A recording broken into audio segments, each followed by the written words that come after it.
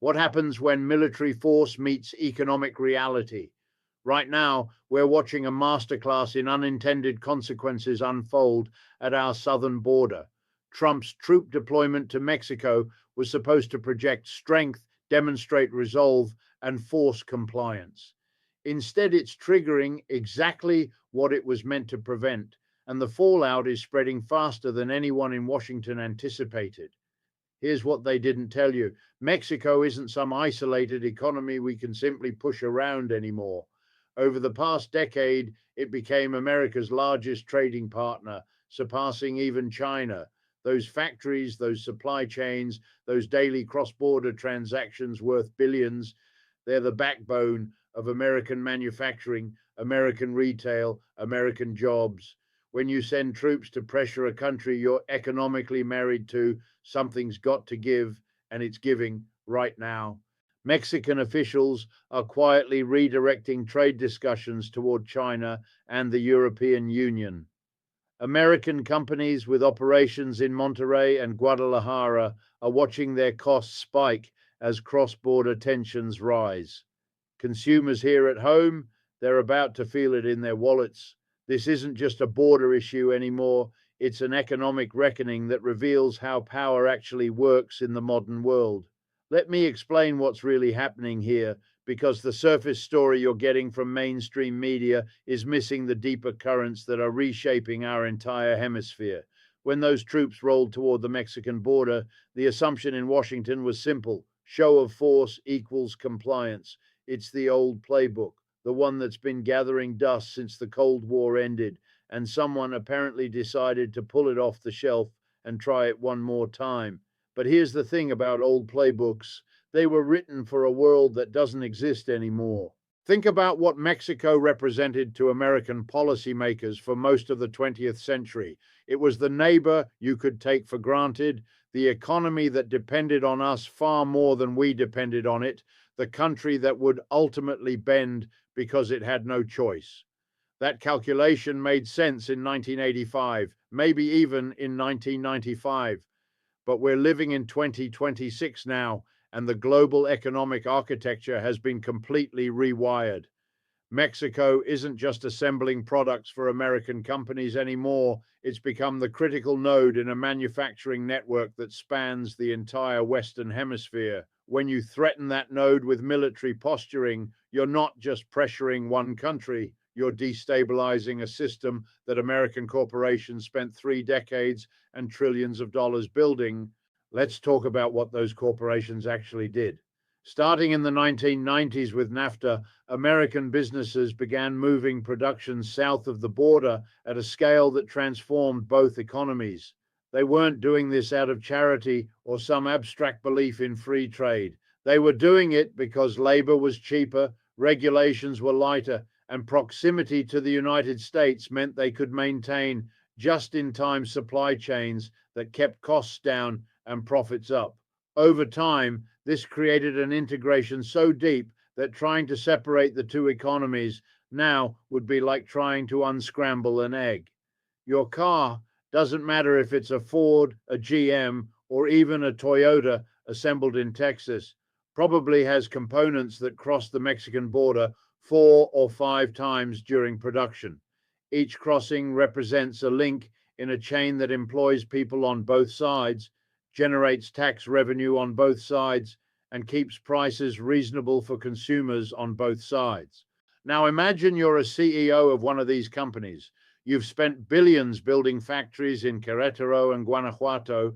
You've trained a workforce, established relationships with local suppliers, integrated yourself into the fabric of Mexican industrial development. Then suddenly, your own government is sending troops toward the border, making aggressive statements about Mexican sovereignty, and turning what was supposed to be a partnership into something that looks increasingly like a confrontation. What do? You don't just sit there and hope it works out. You start making contingency plans. You start looking at other markets, other partners, other countries that might offer stability your own government apparently can't guarantee. And this is where it gets really interesting, because those other countries have been waiting for exactly this kind of opening China has been expanding its presence in Latin America for 2 decades now, investing in infrastructure, offering financing for development projects, building relationships that don't come with the historical baggage of American intervention.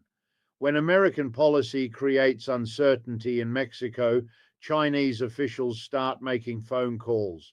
They start offering alternatives. They start positioning themselves as the reliable partner, the one who won't threaten you with troops one day and ask for trade concessions the next. The European Union does the same thing, perhaps more quietly, but no less effectively. They've got trade agreements ready to expand, investment capital ready to deploy, and a sales pitch that practically writes itself. Partner with us, and you won't have to worry about your largest trading partner suddenly treating you like a security threat. Mexico's response to the troop deployment has been fascinating to watch, precisely because it hasn't been the dramatic confrontation that makes for good television. Instead, Mexican officials have been methodical, strategic, and patient. They've continued diplomatic conversations with Washington while simultaneously accelerating trade discussions with Beijing and Brussels. They've quietly reassured foreign investors that Mexico remains open for business while making it clear that the era of automatic deference to American preferences is over. This isn't the Mexico of the 1980s debt crisis, desperate for American approval and American dollars.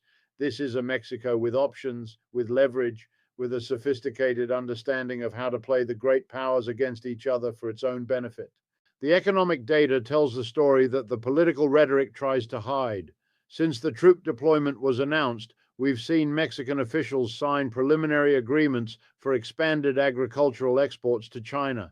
We've seen European manufacturers announce new investments in Mexican facilities that will serve Latin American markets rather than American ones. We've seen a subtle but unmistakable shift in how Mexican business leaders talk about their future. Less focus on pleasing Washington, more focus on diversifying partnerships. Each of these moves individually seems small, almost insignificant, but collectively they represent a fundamental reorientation of economic gravity in our hemisphere. And here's what makes this particularly painful for American workers and American communities. This reorientation is happening at exactly the moment when we need that Mexican partnership most. The reshoring movement, the attempt to bring manufacturing back from Asia to North America, depended entirely on Mexico being a reliable, integrated partner. The idea was never to put every factory in Ohio or Michigan. The idea was to create a North American manufacturing bloc that could compete with Asia by combining American innovation, Mexican labor, and Canadian resources into a seamless production system. That vision required trust, stability, and mutual benefit. What it didn't require, what it absolutely couldn't survive, was one partner deciding to treat the others like subordinates who could be intimidated into compliance. Let's dig deeper into what this means for actual American workers, because the abstraction of trade policy often obscures the human reality underneath. There are cities across the industrial Midwest and South that have rebuilt their economies around supplying parts to factories in Mexico. They're not making finished products, they're making specialized components that get shipped south, integrated into larger assemblies, and then shipped back north as part of finished goods. This arrangement has kept tens of thousands of Americans employed in jobs that would otherwise have vanished entirely when production moved overseas. But here's the crucial thing. That arrangement depends on frictionless cross-border movement. It depends on predictability. It depends on both governments treating the border as an economic asset rather than a military frontier. When troops show up, when rhetoric heats up, when the relationship becomes adversarial, those supply chains start looking fragile. Companies start asking themselves whether they can really count on components arriving on time if political tensions might close the border tomorrow. And when companies start asking those questions, they start looking for alternatives. Maybe they move production entirely to Mexico to avoid border crossings. Maybe they move it to Asia, where at least they know what kind of unreliability to expect. Either way, the American workers who depended on those supply chains are the ones who pay the price. This is the bitter irony of the whole situation. The troop deployment was sold, at least implicitly, as protecting American interests and American workers. But the actual effect has been to accelerate exactly the kind of economic displacement that leaves American workers vulnerable. It's created uncertainty where there was stability, confrontation where there was cooperation, and given every country that competes with American manufacturing a perfect opportunity to poach businesses that might otherwise have stayed committed to North American production. Now, let's talk about what this means for American consumers, because that's where the consequences are going to become impossible to ignore. Remember what I said earlier about economic integration, about products crossing the border multiple times during production. That integration is what keeps prices down. When you can move components back and forth efficiently, when you can take advantage of the best capabilities on both sides of the border, when you can optimize production without worrying about political interference, you can deliver products to American consumers at prices they can afford. Take that efficiency away, introduce friction and uncertainty into the system, and prices go up. It's not complicated economics, it's basic arithmetic. We're already seeing early signs of this in specific industries. Automotive parts suppliers are reporting increased costs due to uncertainty about border operations. Electronics manufacturers are building extra inventory as a buffer against potential disruptions, which ties up capital and ultimately gets passed on to consumers. Food companies that depend on Mexican produce are exploring more expensive alternatives just in case the border situation deteriorates further. None of this is making headlines yet, but it's happening and it's going to compound over time. Every percentage point increase in cost for manufacturers becomes a percentage point increase in prices for consumers. And unlike tariffs, which at least generate government revenue that can theoretically be used for public benefit, these costs are pure waste. Money spent solving a problem that didn't need to exist in the first place. But here's what really should concern anyone who cares about American economic power in the long term. We're teaching the world a lesson about the unreliability of American partnership, and that's a lesson that can't be unlearned. Countries and companies make decisions about where to invest, where to build relationships, where to place their bets about the future based on predictability. They need to know that if they orient their economy toward partnership with the United States, we're not going to suddenly destabilize that partnership because of domestic political considerations. Every time we do something like this troop deployment, every time we treat a crucial economic partner like a security threat, we're telling every other country in the world to hedge their bets, to maintain alternatives, to never become too dependent on the American market or American goodwill. China understands this implicitly.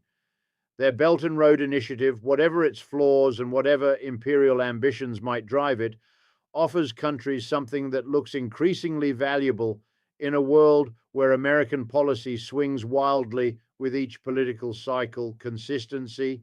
Chinese investment might come with strings attached. It might serve Chinese interests more than local ones, but at least countries know what to expect. They can plan around it. They can build long-term strategies based on it. The same cannot be said for American engagement anymore, and that's a problem that goes far beyond Mexico.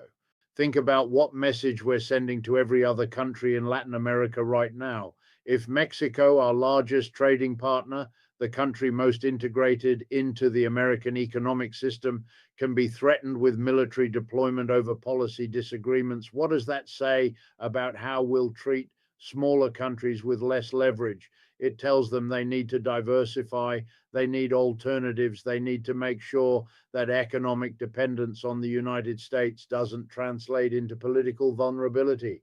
And so they're doing exactly that. They're signing trade agreements with China.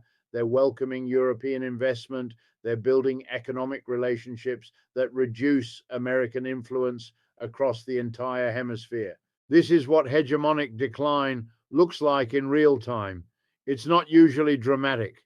It's not armies being defeated or empires collapsing overnight. It's a gradual process where reliable partners start looking for alternatives, where economic relationships that used to seem permanent start feeling contingent, where the power that came from being indispensable slowly evaporates as others learn to get by without you. And the tragedy is that it's entirely self-inflicted. No external enemy forced us to threaten our largest trading partner with military deployment. No crisis required us to destabilize relationships that American businesses spent decades building. We did this to ourselves, and we're going to be living with the consequences for a very long time. Let's examine the domestic political calculation that led to this decision, because understanding the politics helps explain why something so economically counterproductive could happen. There's a certain kind of political rhetoric that plays extremely well with a segment of the American electorate. The idea that we've been taken advantage of, that other countries have been getting away with something, that what's needed is strength and resolve and a willingness to make threats. This rhetoric has deep roots in American political culture, and it's not limited to one party or one ideology. It taps into real frustrations about economic displacement, about communities that have been left behind, about the sense that the benefits of globalization accrued to coastal elites while the costs were borne by working class Americans in the heartland. The problem is that the policies this rhetoric generates often make the underlying problems worse. Threatening Mexico doesn't bring factory jobs back to Ohio. It just makes the factories that do exist less stable and less likely to invest in American workers. It doesn't strengthen American manufacturing. It undermines the integrated supply chains that gave American manufacturers a competitive advantage. It doesn't protect American workers. It exposes them to exactly the kind of economic disruption that devastated industrial communities in the first place. But none of that matters if the political goal is simply to appear strong, to look like you're doing something, to give voters the emotional satisfaction of seeing their leaders stand up to foreigners, even if the actual consequences are disastrous. This disconnect between political incentives and economic reality is one of the defining features of our current moment. Politicians are rewarded for gestures that feel powerful, even when those gestures undermine actual power. They're rewarded for rhetoric that sounds tough, even when that rhetoric makes America weaker. And because the consequences of these policies often take months or years to fully materialize, because they show up as gradual price increases rather than dramatic crises, because they affect different communities at different times, it's easy to avoid political accountability for the damage they cause. Meanwhile, the rest of the world is adjusting to this new reality. They're learning that American policy is driven more by domestic political theater than by strategic thinking. They're learning that partnerships with the United States come with an unpredictability that makes long-term planning difficult.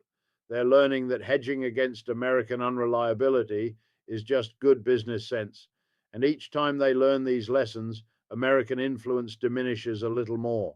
The dollar's role as the global reserve currency becomes a little less secure. American companies' privileged access to foreign markets becomes a little less guaranteed. The soft power that came from being seen as a reliable partner erodes a little further. What makes this particularly frustrating is that there were, and still are, better alternatives. If the goal was genuinely to address security concerns about the border, there are ways to do that through cooperation rather than confrontation. Joint task forces to address smuggling networks, shared intelligence operations to intercept drug shipments, coordinated development programs to address the root causes of migration. None of these make for dramatic photo opportunities. None of them let politicians claim they're being tough, but all of them would actually work better than military posturing. They would work better because they would strengthen the relationship rather than undermine it, because they would give both countries incentives to maintain cooperation rather than seek alternatives, because they would address actual problems rather than create new ones. But that kind of patient, cooperative, sophisticated policy making doesn't fit into a 30-second campaign ad. It doesn't generate the kind of visceral response that moves poll numbers. It requires explaining complexity to voters rather than offering simple villains and simple solutions. And so it doesn't happen, and instead we get military deployments that satisfy a political need while creating economic chaos. The business community understands all of this, which is why you're seeing such a stark disconnect between political rhetoric and corporate behavior. While politicians talk about getting tough with Mexico, American corporations are quietly reaffirming their commitment to Mexican operations, signing new contracts, making new investments. They're doing this because they understand the economic reality that political rhetoric obscures. Mexico isn't a problem to be solved, it's a partner that makes American business more competitive. But here's the thing, that business community can only hold the line for so long. If political tensions continue to escalate, if the border becomes genuinely militarized, if the uncertainty becomes too great, even corporations that want to maintain Mexican operations will start looking for alternatives. And once that happens, once that industrial base starts moving to other countries, it's not coming back. This is what's at stake right now. Not abstract questions about trade policy or diplomatic relations, but the concrete economic foundation that millions of American families depend on. The jobs that exist because of integrated supply chains with Mexico. The affordable prices that exist because of efficient cross-border production. The industrial capacity that exists because American companies can combine the best of both countries. All of that is being put at risk, not because of any crisis that required this response, not because Mexico did something that necessitated military deployment, but because political theater demanded a gesture that looked strong, regardless of whether it was actually smart. And here's the final piece that ties this all together. This isn't happening in isolation. It's happening at the same time as broader shifts in the global economic order. China's growing influence in Latin America, the European Union's efforts to diversify its trade relationships, the slow but steady movement away from dollar dependence in international transactions, the rise of alternative payment systems and trade arrangements that don't require American participation. Each of these trends individually would be manageable, but combined with self-inflicted wounds like this troop deployment, they accelerate the erosion of American economic dominance in ways that will shape the 21st century global economy.